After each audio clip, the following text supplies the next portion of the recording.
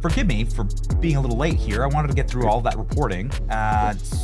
Something that has astonished us is that Congress has been able to carry on this up through the January 6th committee with Nancy Pelosi and has not had a ton of curiosity about what actually happened on January 6th. Now it seems like that may change with a brand new January 6th committee. You're on the Judiciary Committee. I don't know if you're going to be on the Barry Loudermilk Committee, but what's your take on all of this, Congressman? Well, Benny, first of all, I'm really glad that you're talking about this because Democrats continue to bring this up every single day. All you still hear from them is January 6th, January 6th, January 6th. This is after they got shellacked in this last election. And I also want people to understand that a United States president got deplatformed because of January 6th. Right. So the good thing about this is that we are not going to let this go, and we are continuing to fight back. We also know there are a lot of inconsistencies that happened on January 6th that are now being explained and are finally coming out. The problem that I have with this, and that is, why is this happening now, and why is this happening so late? And why haven't we uncovered and released this footage years ago? Why did it take so long for even Republicans? And like I said, I don't mean to point the finger at us, but this is actually comes on our back too, because at the end of the day, you have to understand that we've been in charge for months. We have held the House for the past 3 years, and so the fact that we're just now getting to this and we haven't been fighting back for the last few years is a bit disturbing to me as well. Again, better late than never. I'm glad we're looking at this, but this new evidence has to get investigated to a T. We have to take this all the way to the mat. We have to take this to the finish line, and people need to be in handcuffs.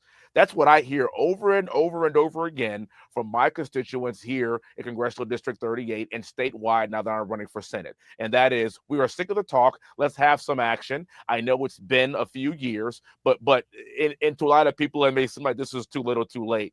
It's not. And as long as they keep bringing this up, we have got to continue to fire back. I was on Bill Maher's show a few months ago, and even Bill Maher brought this up a couple of months ago. And so if they're going to continue to fight this, if they're going to continue to bring this up, if they're going to use this as a rallying cry for the next election, even though they just lost every single swing state, they lost a popular vote, 85% of the counties in this country swung toward the Republican side and swung toward President Trump. Even with all that being said, you are still going to use January 6th as your rallying cry. Well, let's talk about how fake it was. Let's talk about what happened behind closed doors. Let's bring out all this new footage, and then let's elucidate the entire country as to exactly what really happened there, so we can take that ammunition away from them and we can focus on what President Trump has done for the past year. You're seeing so many. I mean, so this is interesting. And you're so much closer to the fire than I am, Congressman. I do not go to work in D.C. every single day. Thank God. I said my prayers and I said, please, Lord, deliver me from this place. And he sent me to Florida. It's wonderful. I'm sure you're always happy to be back home in Texas and not in D.C. Oh, yeah. But you see it a lot closer than I do. But, I've noticed something curiously, and I'm going to pull up this new Nancy Pelosi footage, because Nancy Pelosi had like this meltdown recently on a reporter where she like screamed and like was frothing. You can see it. Her dentures nearly fly out of her mouth when she's being asked about January 6th. And she's being asked on the record about deployment of the National Guard. Now, this has been proven time and time again. We have all the documents to prove it, that she didn't deploy the National Guard. Klein, can you turn the audio on here? Committee finding you liable for that day? Right here. Why did you refuse the National Guard on January 6th? Shut up. I did not refuse the National Guard. The president didn't send it. Why are you coming here with Republican talking points as if you're a serious journalist? So the lady doth protest too much is how Shakespeare would put that. Have you ever seen Nancy Pelosi fly off the handle like that? What does that say to you when it comes to asking the right questions about January 6th? Well, she's terrified. I mean, imagine being asked that question some years later, and then now President Trump is in the White House, and he's not playing any games. And so, first of all, President Trump absolutely asked her. We all know this ought to be fact. President Trump absolutely asked her if she would deploy the National Guard. Yes. If you've noticed over the course of the past few weeks, the National Guard is very effective in D.C. because nobody is dying because of President Trump wants to protect our citizens. That's why he asked her to do it in the first place. She clearly denied it because she knew it would be effective, and she wanted to see what would happen and what the political ramifications would be if she did nothing. And they really wanted their rallying cry, which is look at all these unhinged MAGA warriors that are destroying the Capitol. And at the end of the day, not a single person died that day other than Ashley Babbitt, who was murdered, and she was unarmed, and she was murdered by a black Capitol police officer. And imagine if that had been the other way around. And all they want to do is continue to show all this footage about look how horrible this is. Look at these MAGA people going crazy. Look at these America First patriots losing their mind. This is all President Trump's fault, when all of this could have been quelled very, very quickly if the National Guard had been dispatched like the president asked. Also, the president asked repeatedly on Twitter, which was one of his last posts before he got reinstated by Elon Musk. He asked repeatedly for peace. He asked repeatedly for people to go home. He did not want to see people breaking into the Capitol. And also, I have been to dozens of Trump rallies. Yes. We're all peaceful. We never had any issues. Yep. The only time there was real violence at a Trump rally was when some unhinged liberal took a shot at President Trump, and thank God that he missed. Yes. So let's put all this in perspective. This is clearly an issue of us getting to the bottom of this, finding out the truth. The investigation is on. President Trump is not playing, and Nancy Pelosi, as she should be, is terrified. And whenever you see a reaction like that, that's the reaction of a caged animal. And let me tell you something. She needs to watch out. I've been loving the fact that this is now resurfacing, because the weapons that are created will be used against you, right? And That's right. You are seeing the very quick unraveling of these narratives. You brought up Michael Byrd shooting Ashley Babbitt. Do you think there's ever going to be any type of full investigation into what happened? He was able to get off scot-free. In fact, I think he was promoted, actually. Yeah, it's my understanding that he's been fully exonerated already. I mean, unless that gets relitigated and gets brought back to the forefront of the public, I don't know. But again, I want to reiterate this too. I mean, this is why I don't subscribe to the liberal Democrat brain virus, because at the end of the day, if that had been the other way around, I mean, imagine if that were a black security guard that was armed that shot at an unarmed. If it were a white security guard that shot at an unarmed black person, imagine what that would have done in this country. There would have been the gnashing of teeth. The entire country would have burned to the ground. Sure. It would have been the summer of love on steroids. And yet nothing happened, and no one wants to talk about that. And no one was talking about that was the only person that died that day. And so at the end of the day, these people don't really have a leg to stand on. And now that we are in charge, it's incumbent upon us to continue to fight fire with fire. If they want to keep bringing this up, then we're going to further investigate what's going on. We're going to release all the new footage. We're going to set up a task force to actually do a deep dive in everything that's going on. And it's not going to end well for them. Again, it's all good and fun till the rabbit got the gun. And President Trump is the rabbit, and he's got the gun. And so it's very important for us to continue to push as they would do to us if the shoe were on the other foot. Yes. And that's what I tell people all the time. A lot of people are like, let's move on. Let's forget about this. They would not give us that benefit of the doubt. They certainly would not leave us alone. We have got to fight fire with fire.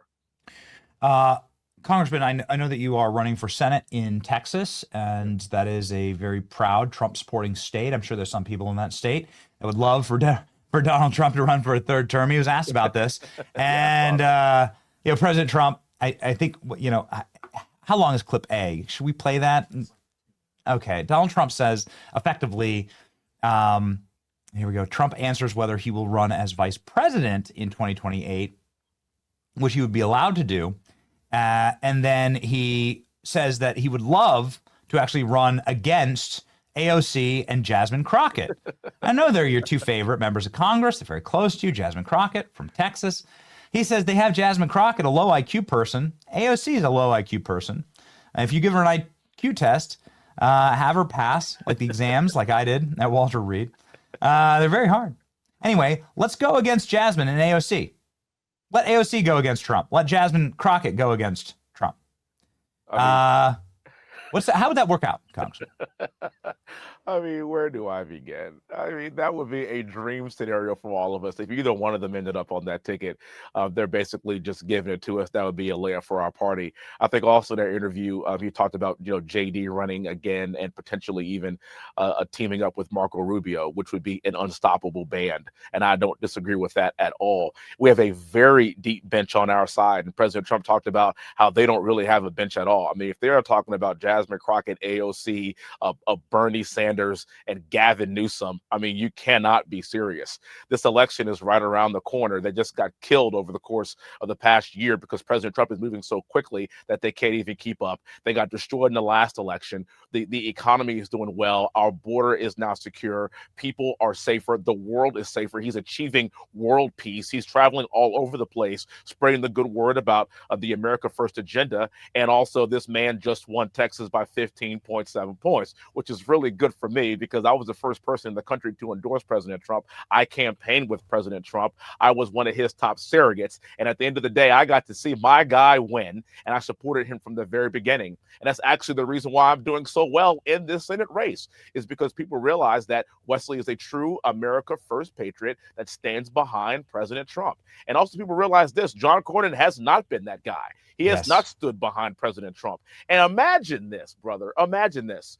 John Cornyn has spent $35 million in this race already before the filing deadline, and he is still losing. A 20-year incumbent, 24-year incumbent has spent that kind of money, and that's the kind of money that could be spent in Michigan and in Maine and in North Carolina and in Georgia, in places that we absolutely have to pick up. And he has spent that before the filing deadline, and we are still doing extraordinarily well, and he ain't winning this race when he should be polling in the 60s, 70s, and 80s. And you ask why. The reason is because the primary voter in Texas does not trust him because of what you just said. President Trump won Texas by 15 points. The world in this country wants America First fighters, and that's exactly what we're seeing on full display.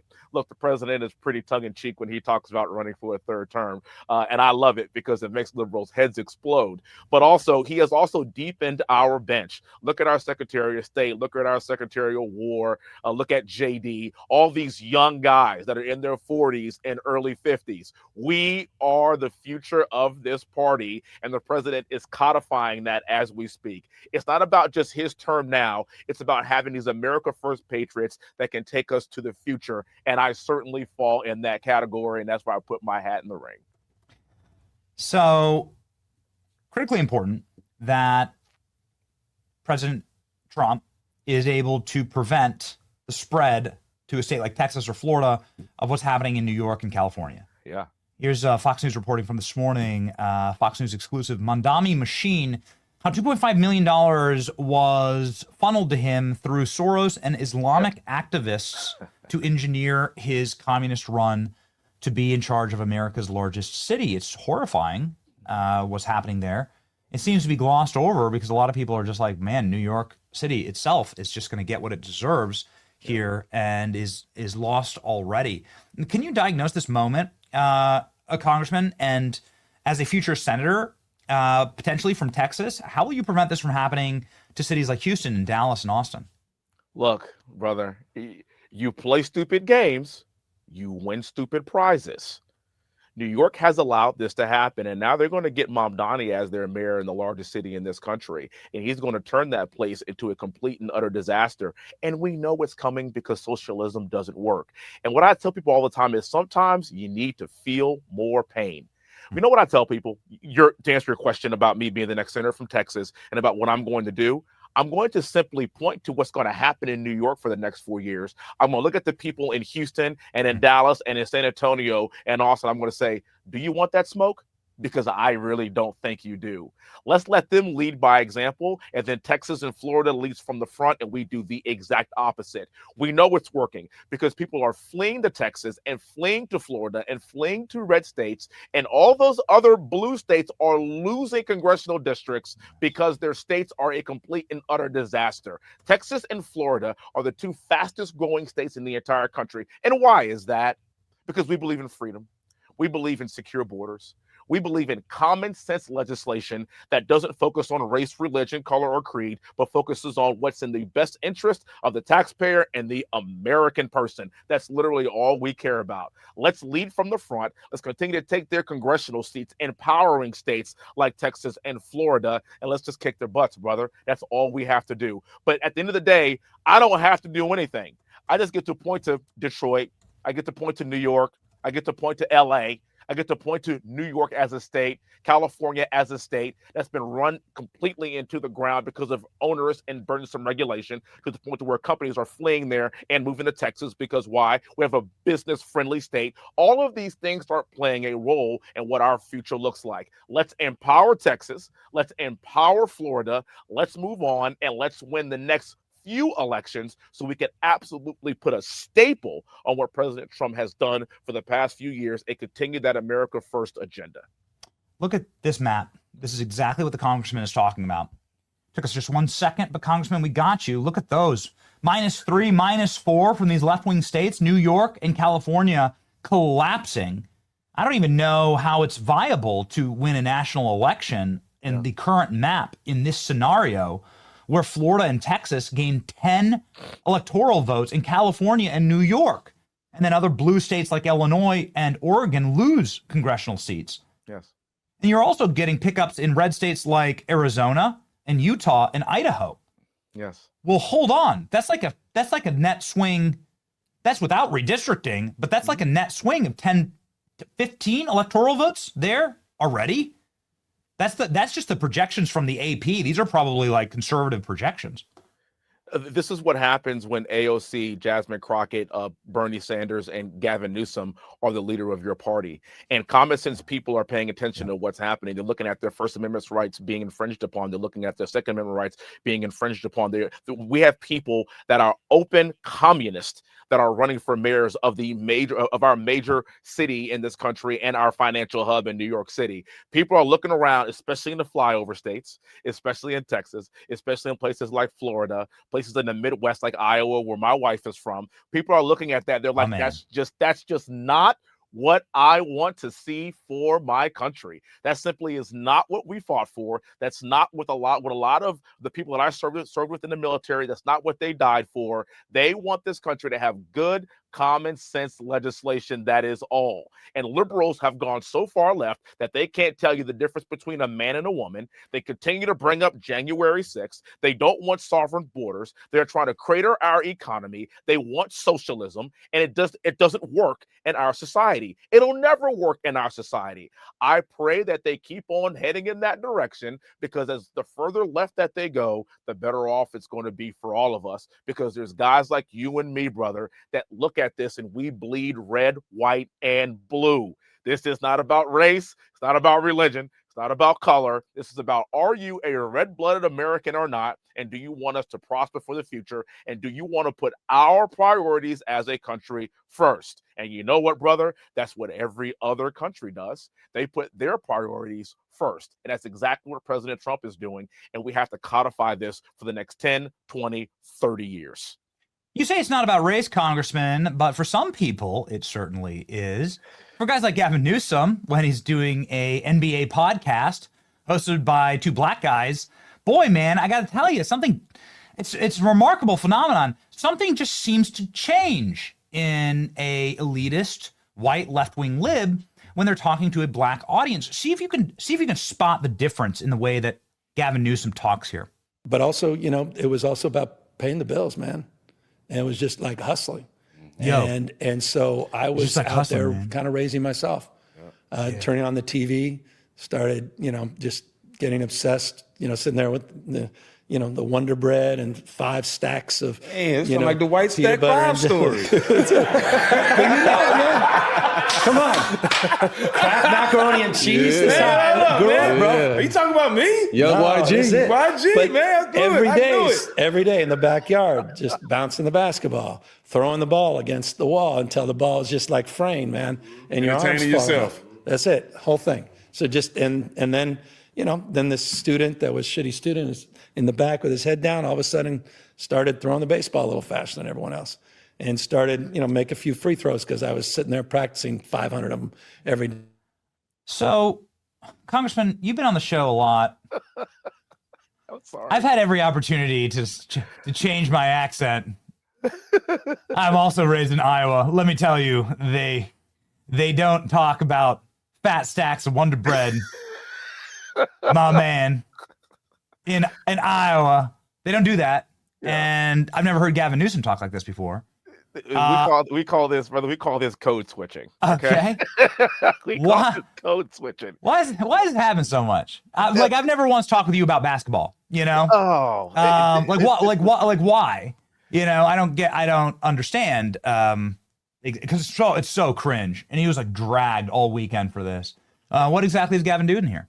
This is exactly what you nailed. This is the efforts of white benevolent liberals that don't view us as equal at all. And by us, I mean black people. They talk down to us. They think we are too stupid to get an ID to vote. They think that we are incapable of following the law. They always want to give us handouts instead of hand-ups. The white benevolent liberal is the most racist person I've ever seen in the history of this country, and many of them don't even know it. The condescending tone in which they address us is utterly ridiculous. They think they can now talk to two black basketball stars, and then all of a sudden, I'm a brother now too because I'm hip and I'm down. And to be honest with you, it's quite condescending. It's actually quite disgusting because black men can think for ourselves. You cannot think that we are beneath you, that you are going to carry us and pat us on the head and say, come along, young boy, and let me show you the ways of the white man. We don't need you to do that. The only thing I want from you is to treat us as equals and to respect us. And that's why I'm a Republican,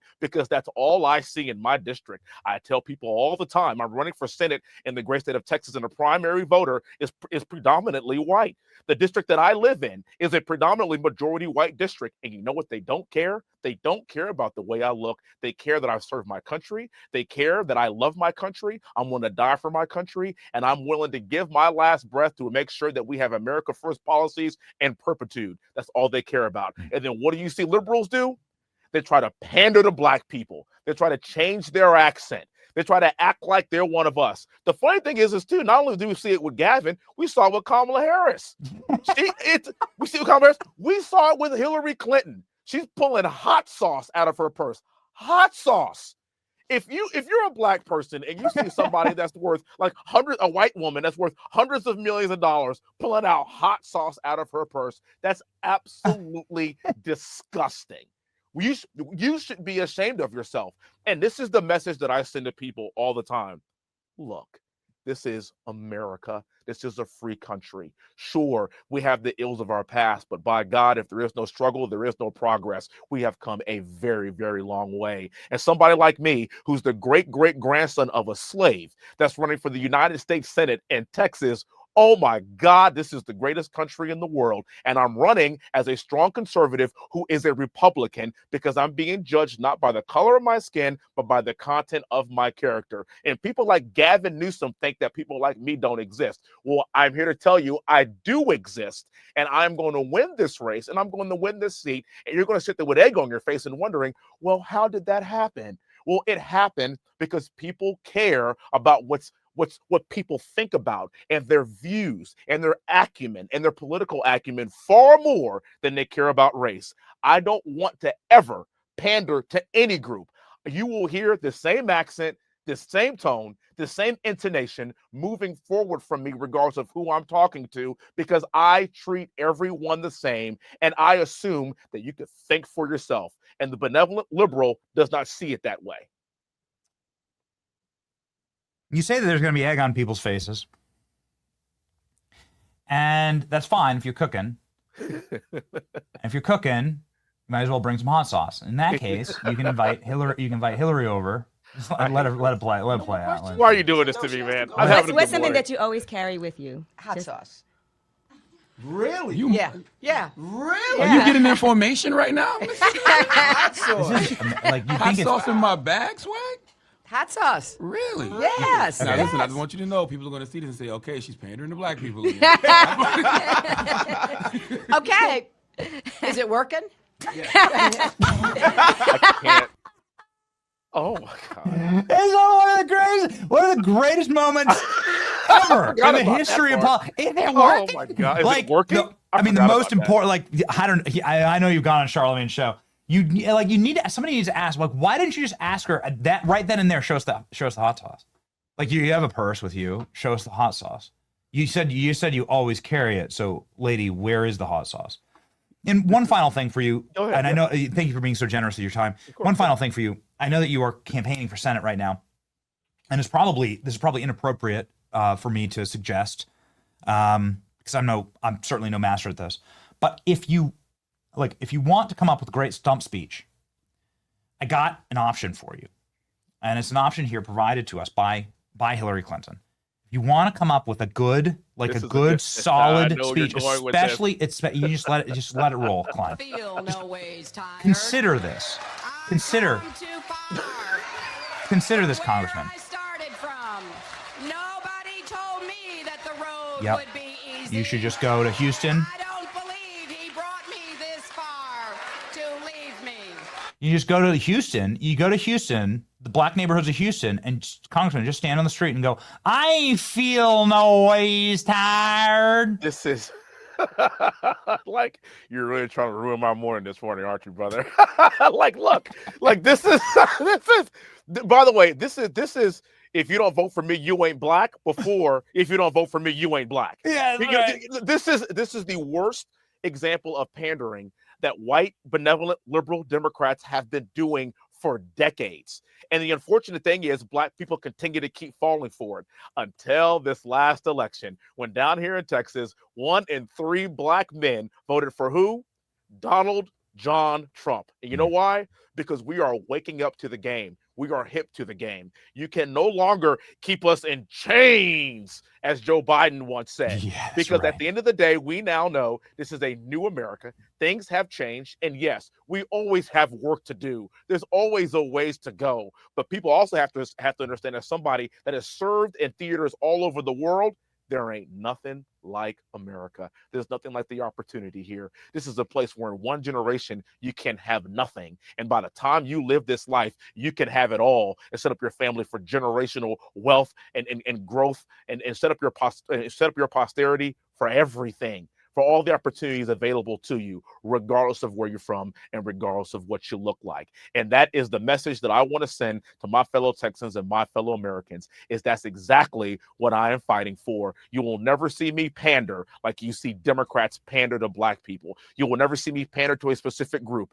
You will always hear me talking about how I serve my Lord, my God, Jesus Christ, and talk about the importance of what it means to be an American. We are all equal in God's eyes. You got to work for it. You got to have grit. You got to take risk. But in the end, in this country, you will be rewarded with that hard work. And you can be rewarded in this country unlike any other place in the entire world. Do not allow the white benevolent liberal to think that there is a ceiling to your growth. Do not allow them to tell you that because you are a young black man, you can't be anything in this country. Do not allow them to pull hot sauce out of their pocket and say, vote for me, black person. I have hot sauce in my pocket. See, look at how hip I am. Do not allow a white governor to talk about Wonder Bread to black men. This is what's wrong with their party, and this is why they're heading in the wrong direction. Let's just treat everyone with respect, act like everybody has a brain, and respect the fact that we can make our own decisions and we can have our own freedoms in this country as long as the government gets out of the way. You just really got me going. Look at my Wonder Bread. Look at my basketball. It's unbelievable. Throw the mean, basketball truly, against the wall. What are you doing? Throwing basketball. I'm just like, I'm hustling, man. Shut up, Gavin Newsom. We know your family. We know where you come from. We know who funds you, like, bro. Hey, dog, look at me. I can hoop just like, what are you doing? Wonder Bread. Well, I mean, what was on the inside of that Wonder Bread was obviously caviar from the French Laundry. Oh, sure, man. Yeah, sure. Yeah, bro. Okay. You'd thrown a basketball against the wall from the front seat of the Lakers, like sitting on the floor at the Lakers game. Got it. Yeah, bro. It's like Michelin star rated star Wonder Bread, right? Like, what are you talking about? Follow Wesley Hunt, obviously. And go vote for Wesley Hunt in the senatorial election in the Republican primary, which will be a big hurdle in the election, but then also Democrats would love to steal the seat, man. Wesley Hunt has 500,000 subscribers here. Fight with the people who have fought for you in war zones and also fight for you today. The great Wesley Hunt. I will never speak with you about hot sauce basketball or one bread. Thank you, brother. And also, I will tell you, God bless you. I always tell you this. God bless you and your beautiful family, brother. Thank you. Same, man. Godspeed. Of course.